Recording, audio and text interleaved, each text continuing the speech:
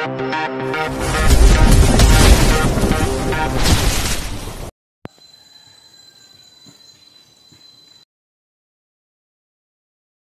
162-164. Om Presdir terpikat gadis miskin.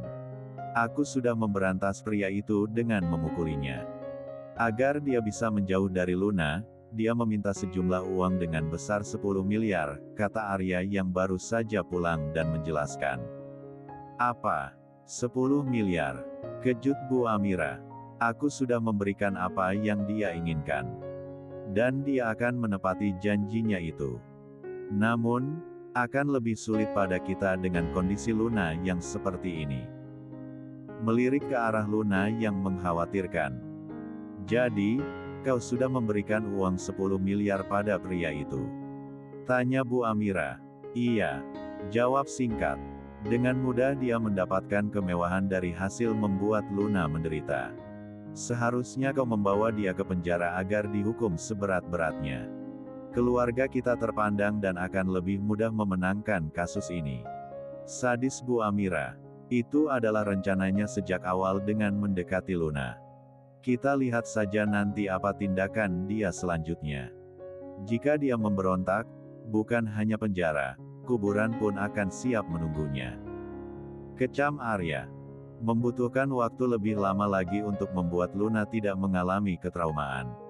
Keluarganya memutuskan untuk mendapatkan perawatan konseling agar Luna bisa menyesuaikan dirinya kembali. Selama itu juga dia melewati mata pelajaran kuliahnya. Untuk saat ini, pihak universitas belum mengetahui masalah yang terjadi akibat mahasiswa baru dan hubungan skandalnya dengan Luna. Keluarga Pratama masih menutup mulut agar tidak tersebar luas untuk mewanti-wanti jika akan membuat keluarga mereka malu pada akhirnya.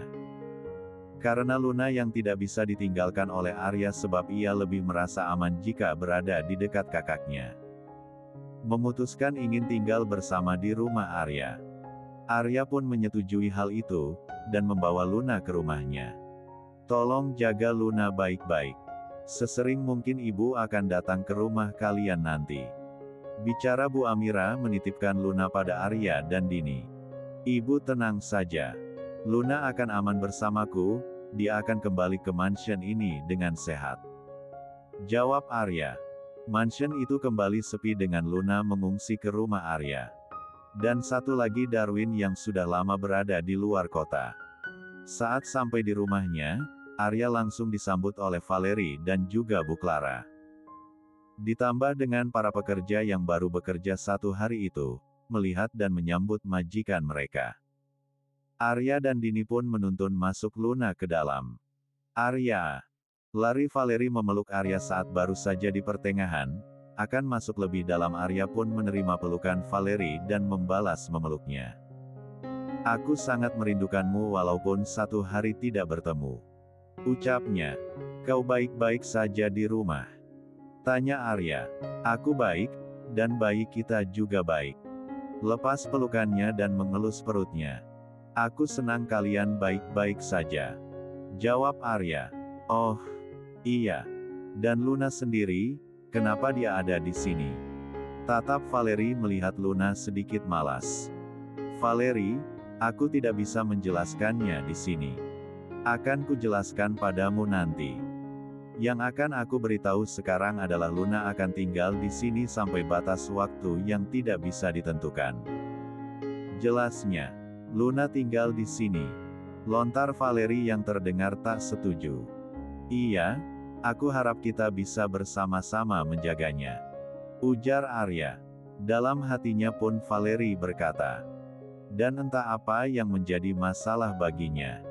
Baiklah, aku senang adik iparku akan tinggal di sini.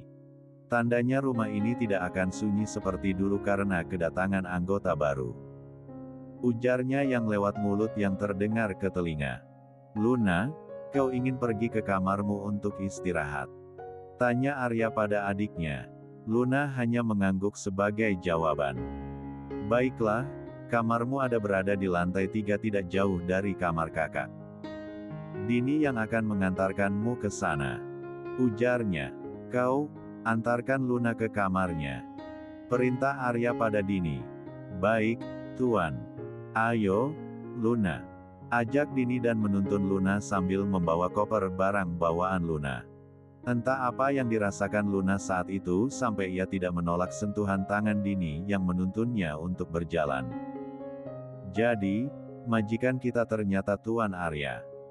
Tegun para pekerja, yang tidak tahu sejak awal siapa yang membuka pekerjaan untuk mereka, dan sebagian yang lain sudah mengetahuinya karena diambil dari yang bekerja di perusahaan untuk ditugaskan bekerja di rumah Arya. Saat mereka tahu jika itu Arya dan akan menjadi majikan mereka. Siapa yang tidak ingin? Mereka sangat senang, karena orang lain tidak tahu bagaimana jadinya bisa mengenal sosok Arya yang terkenal dan hebat itu bak seorang aktor. Yang aku herankan adalah siapa wanita yang berdiri di samping adiknya Tuan Arya. Wajahnya seperti familiar dan aku pernah melihatnya. Ucap seseorang mengingat dan mengenal Dini. Itu Dini, kan? Sahut seseorang menjawab pernyataan tadi yang menatapnya tak percaya juga.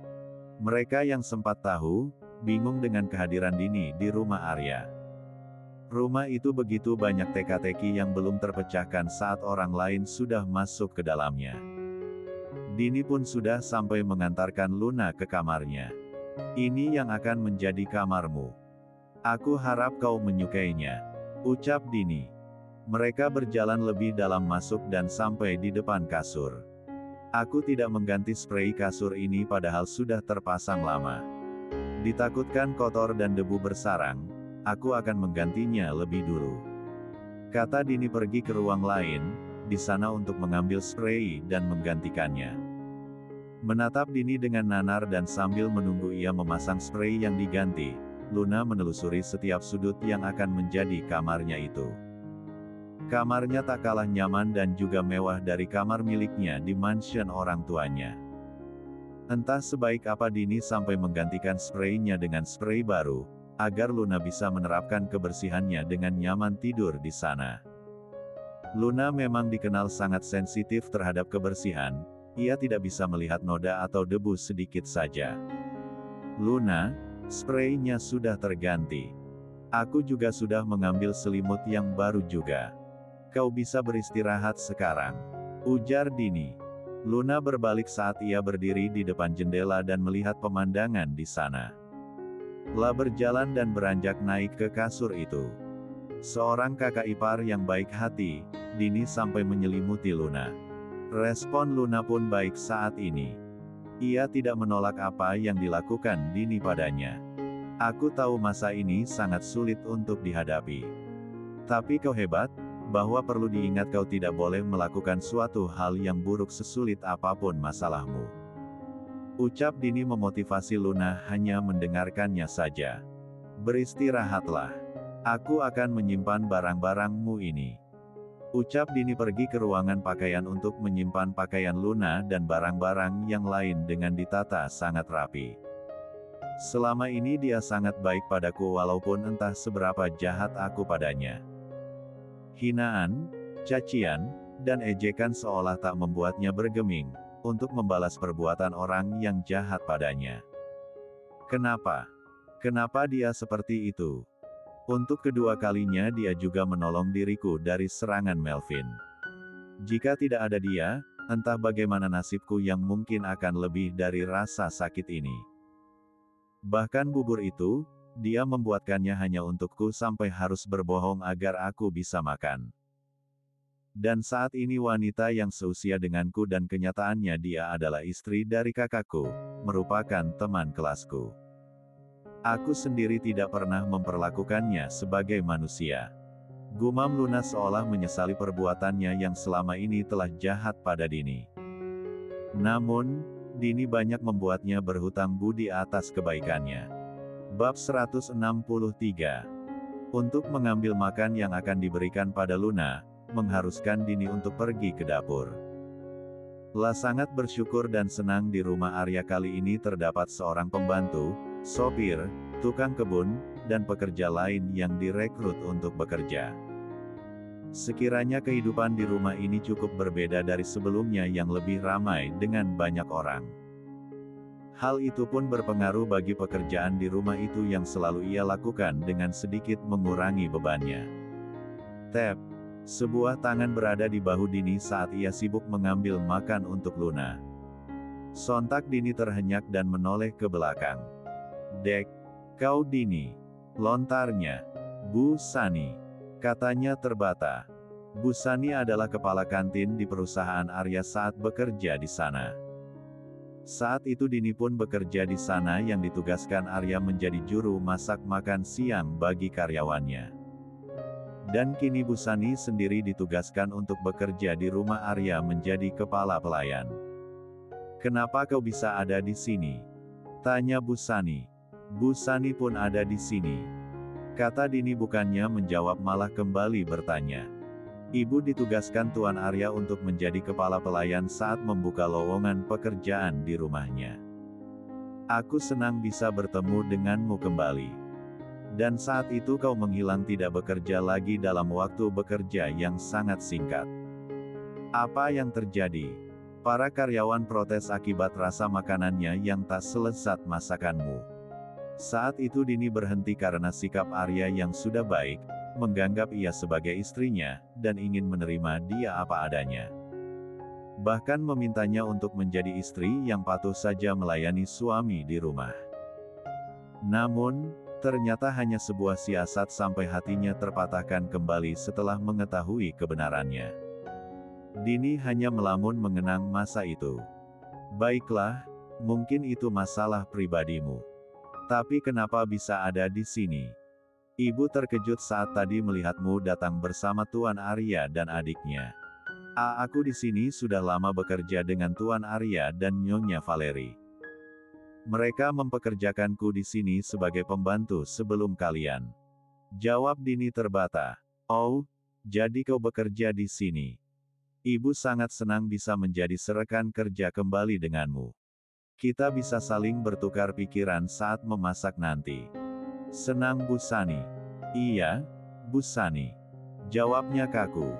2 minggu kemudian, selama Luna berada di rumah Arya, Dini sangat berperan banyak membantu dan mendorong Luna untuk bisa bangkit. Tak khayal Arya yang jarang sekali di rumah. Hanya Dini yang memperdulikan Luna saat itu. Di kamar, Luna benar-benar merasa hancur setelah keluarganya kini mendapatkan aib akibat perbuatannya. La terlihat meneteskan air mata dengan semua yang telah ia perbuat, dan membuat semua keluarga terkena imbasnya. "Maafkan aku, karena telah menyakiti kalian.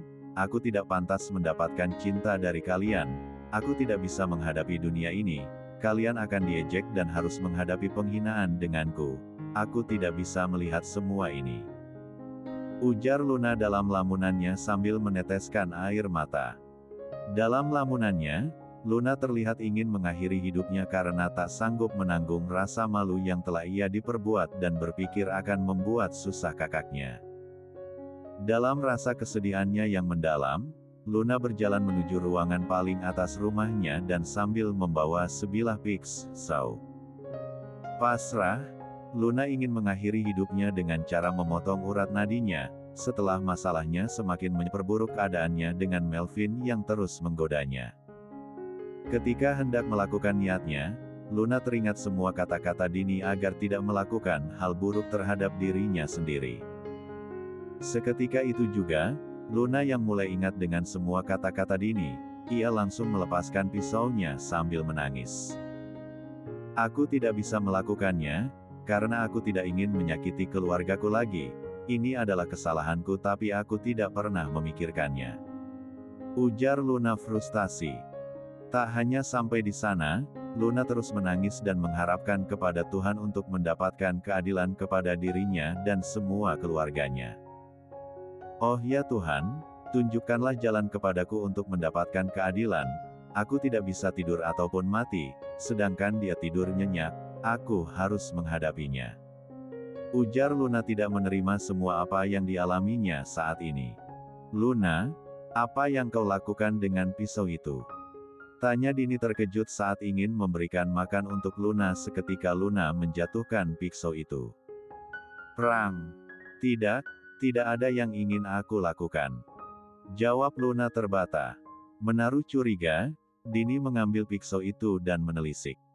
Aku tidak percaya dengan perkataanmu yang pasti kau ingin melakukan hal buruk padamu sendiri. Kata Dini. Aku mohon jangan beritahu ini pada kakakku. Aku tidak ingin dia memarahiku. Bersimpuh Luna di kaki Dini. Dini meletakkan nampan itu di atas meja yang dekat darinya. Karena dia sangat bermasalah apabila Luna bersimpuh seperti itu, Dini mengangkatnya untuk berdiri. Jangan seperti ini. Kau tidak pantas untuk menunduk di hadapanku. Ujar Dini. Aku sempat ingin membunuh diriku sendiri karena tidak bisa melihat keluargaku mendapatkan aib. Tapi aku teringat dengan kata-katamu yang membangun motivasiku. Jadi, aku tidak jadi melakukan tindakan bodoh itu. Aku mohon jangan ceritakan ini pada kakak atau ibu. Ucap Luna menangis. Dini mengelap butir air mata yang menetes di pipi Luna menggunakan jarinya. Aku berjanji tidak akan mengatakan ini pada siapapun. Dengan mengurungkan niat bodoh itu aku tidak akan sampai membuatmu berada dalam masalah. Kenapa kau sangat baik? Tanya Luna membuat Dini tak bisa berkata-kata akibat Luna baru saja mencapnya orang baik terlontar dalam ungkapannya.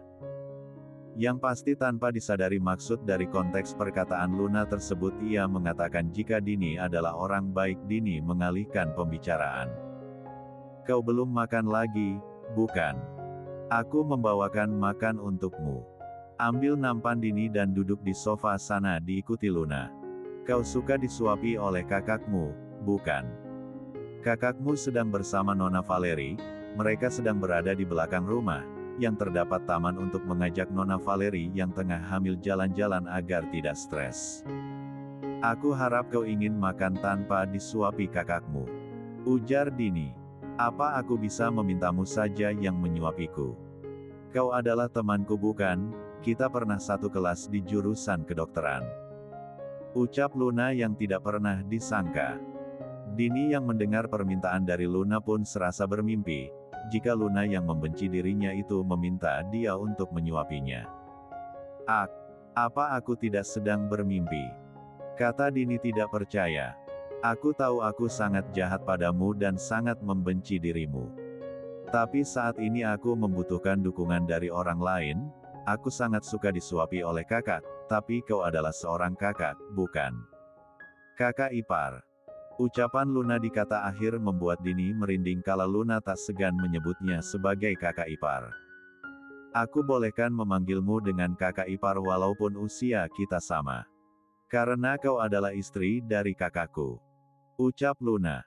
Dini membeku dan menatap Luna tak menyangka. Ia terharu bahkan sampai meneteskan air mata bahagia kala Luna menganggapnya sebagai kakak ipar yang dulu saja ia enggan menyebut namanya. Bab 164. Luna terpuruk setelah pria bernama Melvin mempianokan merenggut mahkota sucinya. Aksinya direkam kemudian digunakan untuk menindas dan mengancam Luna agar bertekuk lutut padanya. Namun, pria itu sudah diatasi oleh kakaknya dengan memberi uang 10 miliar sesuai yang ia minta. Tapi hidupnya masih tidak tenang karena Melvin masih berkeliaran di luar sana. Luna sempat depresi, ia berubah berkat dukungan Dini yang selalu ada di sampingnya. Luna memiliki kekuatan, ia kemudian berniat melaporkan perbuatan Melvin ke polisi dan didukung oleh Dini. Namun, ditolak oleh Arya karena akan mengancam hal yang lebih. Mendapatkan pembelajaran dari Dini. Luna bulat pada pendiriannya, ia akan berjuang dan menjadi contoh untuk wanita lain di luar sana yang tidak takut membela harga dirinya. Aku ingin melaporkan Melvin, aku ingin dia dipenjara. Kata Luna. Dini senang mendengarnya, dan merasa Luna telah berpikir dewasa. Luna dan Dini pun pergi ke kantor polisi untuk melaporkan korban pelecehan padanya. Polisi pun langsung menindaklanjuti kasus itu tanpa panjang lebar karena bukti sudah jelas dan nyata. Di rumah Melvin, polisi datang menjemputnya dan dibawa ke kantor polisi untuk ditahan. Betapa hancurnya hati kedua orang tua Melvin, yang menangis dan merasa terpukul mengetahui anaknya begitu nakal sampai mempianokan anak orang lain. Sebagai sahabat Luna, dan sepupu Melvin, Vera meminta maaf sebesar-besarnya tidak mengetahui kasus besar ini. Ayah, Ibu, tolong lepaskan aku tidak bersalah, dia menjebakku. Kata Melvin memberontak. Kami tidak percaya lagi padamu. Kau sudah menghancurkan kehormatan kami. Teganya kau sudah membuat anak orang lain dilecehkan seperti ini. Kata ayahnya Melvin. Sebagai ibu yang sudah melahirkanmu, aku malu mengakui dirimu adalah anak kandungku. Jika tahu kau akan seperti ini, dari dulu aku bahkan tak segan akan membuangmu. Kata ibunya Melvin. Bawa saja dia ke kantor polisi, Pak. Dan tahan dia sampai akhir hayatnya jika perlu. Pria seperti dia tidak pantas berkeliaran di alam bebas. Ucap ayahnya. Atas persetujuan orang tua Melvin yang kecewa berat. Polisi pun membawa Melvin dan akan menahannya. Untuk vonis yang akan diberikan, harus melalui pengadilan lebih dulu yang akan memutuskannya esok hari. Awas saja kau, wanita bodoh. Aku tidak akan lama membusuk di penjara. Setelah keluar nanti, aku akan membalas perbuatanmu. Hardik Melvin sambil pergi. Kau hebat, Luna. Aku bangga padamu. Ucap Dini dalam mobil perjalanan pulang. Ini semua tidak akan pernah terjadi jika bukan karenamu yang selalu mendukungku. Aku bisa hebat, karena kau yang hebat. Bahkan dari dulu kau sangat hebat saat berkuliah. Puji Luna yang kini sudah baik dan rendah hati pada Dini. Dini yang tidak senang dipuji hanya diam tak menunjukkan ekspresi apapun. Aku senang kau sudah berubah, Luna. Dari dulu aku sudah mengira jika sebenarnya kau sangat baik. Di dunia ini tidak ada orang yang terlahir untuk jahat. Tapi hanya saja dengan keadaanku yang seperti ini, timbul dalam diri setiap orang untuk membenciku. Karena aku sangat miskin. Aku menyesali perbuatanku di masa lalu. Aku benar-benar mendapatkan pukulan yang besar sampai membuatku sadar seperti ini. Saat berkuliah, aku banyak menindasmu. Dan aku pikir aku adalah manusia yang paling egois di dunia ini. Menyesal Luna. Kau tidak perlu bersedih. Pengajaran hidup sangat berarti untukmu. Kau akan lebih banyak belajar memahami hidup jika mendapatkan masalah. Jawab Dini. Terima kasih. Kau adalah seorang motivator yang hebat. Tapi masih ada yang membuatku takut di dunia ini. Murung Luna kembali. Apa yang membuatmu takut? Masalahmu kali ini sudah selesai, kan? Melvin sudah dipenjara dan tidak akan mengganggumu. Aku takut jika aku hamil. Pernyataan Luna membuat Dini mengingat akan sesuatu. Luna menambahkan. Bagaimana jika aku hamil, kakak ipar? Takut Luna permasalahan menjadi semakin sulit. Kau tidak akan seperti wanita di luaran sana yang dilecehkan sampai mengalami hal seperti itu. Jawab Dini. Tapi, dia sudah merenggut mahkotaku. Bagaimana jika dia meninggalkan jejak dan sampai harus mengandung anaknya? Khawatir Luna. Aku yakin di balik setiap orang yang jahat masih menyimpan hati yang baik dalam dirinya.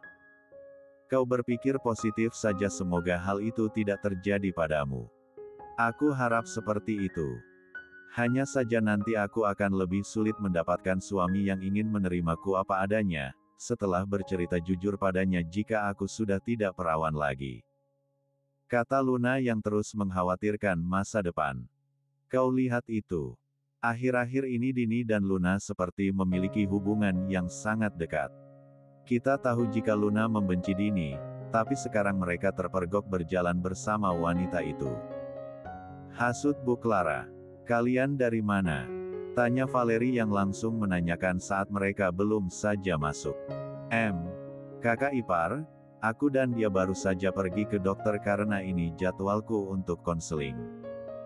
Aku tidak ingin pergi bersamanya tapi Kak Arya yang memaksaku. Ujar Luna yang tidak ingin orang lain tahu, jika saat ini dia sudah berubah dan tidak ingin kedekatannya dengan Dini diketahui orang lain. Wajar saja kau tidak ingin pergi bersamanya karena dari dulu kau membenci wanita ini. Lain kali bujuklah kakakmu untuk meminta dia agar aku saja yang mengantarmu. Ucap Valeri yang dibodohi oleh gadis kecil berusia 20 tahun, sedangkan dia 25 tahun. Iya, kakak ipar. Aku akan memintanya pada Kak Arya nanti. Aku tadi malas dan malu berdampingan dengan dia yang berjalan denganku sampai di sana kami menjadi pusat perhatian. Mungkin karena dia sangat jelek.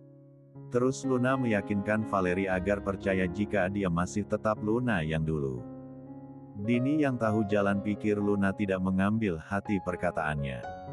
Dia sudah percaya dan yakin jika Luna sudah berubah, dan dia melakukan itu hanya demi kelangsungan melindungi diri dan menjaga Dini dari kebencian orang sekitarnya agar tidak terjadi masalah. Baiklah, kau boleh masuk. Perintah Valeri menyudahi interogasinya. Luna pun melenggang masuk. Dan kau, buatkan aku jus mangga. Perintah Valeri pada Dini. Baik, aku akan membuatkannya. Jawab Dini. Luna yang sempat berhenti dari langkahnya. Melirik ke belakang melihat perlakuan Valeri yang menindas Dini. Ia sangat kasihan melihat Dini diperlakukan buruk seperti itu oleh kakak ipar yang dulu ia banggakan dan senangi. Tapi sekarang ia merasa Valeri begitu jahat. Akan kuperbaiki kesalahanku pada Dini di masa lalu. Aku tidak ingin menjadi orang yang jahat dan banyak membenci orang lain. Aku harap Kak Valeri juga bisa sadar bahwa tindakan ini sebenarnya salah suatu saat nanti. Gumam Luna yang sudah mendapatkan pelajaran hidup.